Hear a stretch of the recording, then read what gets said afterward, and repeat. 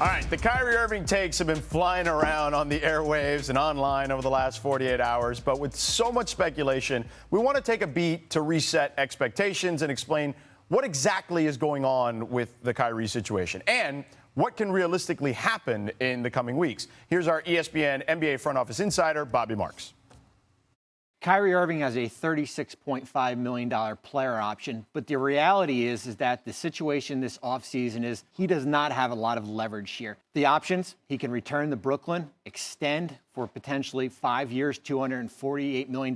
That's an unlikely scenario. Also, work out a deal maybe in the short term, 2 or 3 years to remain in Brooklyn. But what happens if Irving declines that option and goes out and looks at the free agent market? What he's going to find is a limited market consisting of teams like Detroit, Indiana, Portland, Orlando, perhaps San Antonio. Teams like the Los Angeles Lakers, the Los Angeles Clippers, they do not have cap space to go out and sign Kyrie Irving outright. They can't even orchestrate a trade because of the hard cap. A team like the Knicks, they would have to move about $35 to $40 million in salary even to go out and try to sign Irving outright. So the reality is Kyrie Irving does not have much leverage in this situation unless, of course, he's willing to take a significant pay cut.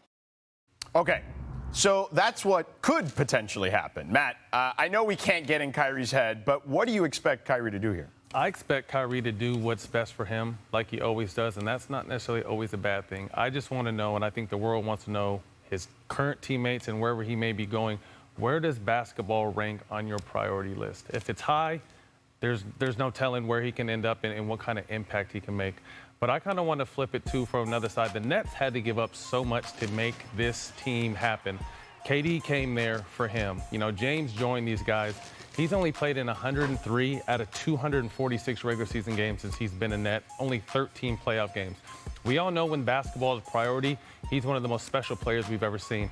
But I'm really frustrated right now, and I think if I'm Kevin Durant, and I know Kevin Durant could be loyal to a fault here because that's his guy, and he probably doesn't want to come out and speak, but Kevin Durant will be 34 starting next year. The knock on him is he needs to win. He needs to win. He wants to win. And the one person that you thought would be his road dog to help him get there has been holding up this process. So I think he has to really have a coming to heart with him or management and kind of figure out, like, yo, bro, I came here for you. What are you going to do? Are you going to play or not? Because that's going to dictate both of our futures, and I think the only one that knows that is Kyrie Irving. Yeah, I look at it first from the Nets side, and I, you know, for me, I'd be very hesitant to give him a max contract extension at this point. And so the flip side of that is if I'm Kyrie Irving, I'm opting in. I'm going to try to play 70 to 75 games, you know, injuries willing, and I'm going to try to compete for a championship. You know, we get Joe Harris back healthy. We get Ben Simmons healthy. That team is an Eastern Conference championship contender and potential finals championship contender. I would do that. And then all of a sudden, you do that, you can get whatever bag you want to get. I don't think the market for him, both as whether it's as a free agent or in a trade, is necessarily that robust right now because of the question marks, not about his talent. He is a transcendent talent. The question marks around his availability and his reliability. Let's keep in mind, like, he's not missing games because he's injured. He's missing games because of personal choices. His first year, he says he doesn't want to play because Kevin's not playing. His second year, he misses 7 games in 11 days to take a personal hiatus. And then, of course, this past season, because he's unwilling to take the vaccine, he misses a large chunk of games. So it's just about reliability. Are you able to rely on this guy? And the answer to that question, unfortunately, is no, because if I'm a basketball fan, he's one of the 3 most entertaining players in the league to me. Ja Morant, Steph Curry, Kyrie Irving. Like, I'm buying a ticket to watch those guys play. That's cool. Being entertaining is cool. Like, I'd buy a ticket to watch a lot of these guys play. If they play, playing is cool. I'd rather have you play and be a little bit less entertaining. Look, here's the bottom line. Kyrie Irving's trade value is at an all-time low because he doesn't play enough. And the Nets are not and should not be in the business of selling low out of desperation in trades. Bobby, the teams that might actually be interested in trading for Kyrie Irving, if he opted in, have nothing that the Nets are interested in, that Kevin Durant would be interested in to help him win next year. Bobby Marks outlined the free agency landscape, which as things stand now is unkind. I do think the Knicks would move heaven and earth to try and have a shot at him. Maybe they can do that. Maybe they can't. If he's willing to take the mid-level exception, which is $26 million less than his option for next year, that's something the Nets can't do anything about. If he wants to do that, he does that. It's out of their hands.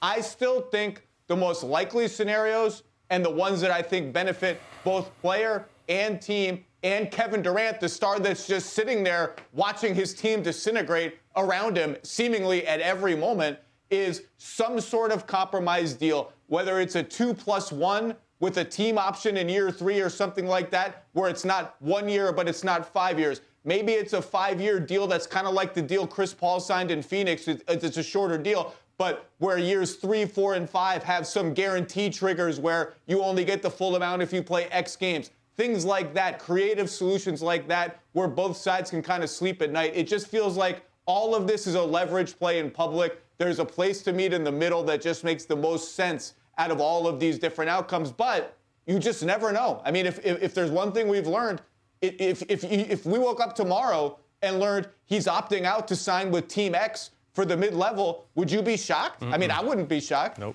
I don't think any of us would be shocked about anything he did. Again, we're not going to try to get into his head because only he knows what he wants to do moving forward. Thanks for watching ESPN on YouTube. For live streaming, sports, and premium content, subscribe to ESPN+.